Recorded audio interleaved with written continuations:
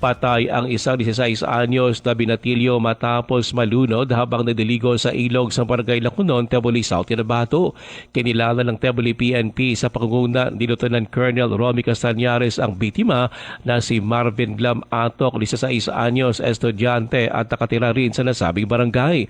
Batay sa inisyal na investigasyon ng pulisya, pumunta si Atok kasamang isang kaibigan sa ilog sa kanilang lugar upang maligo. Makalipas ang may isang oras, napansin na kanyang kasama na nawawala ang biktima at kalaunan ay natuklasan itong nalulunod. Agad humingi ng tulong ang kaibigan ni Atok sa mga mamamayan na nasa paligid ng lugar. Rumesponde naman ang ilang mga concerned citizen at agad na tinulungan ang biktima. Gayon pa man, idineklara si Atok na dead on arrival sa ospital. Patuloy pang investigasyon ng Teboli PNP sa insidente. Samantala, muli nagpaalala ang mga otoridad sa publiko lalo na sa mga magulang at kabataan na mag-ingat sa paliligo sa ilog at iba pang anyong tubig para maiwasan ang kalintulad na insidente. Ruel Osalo, NDBC Bida Balita.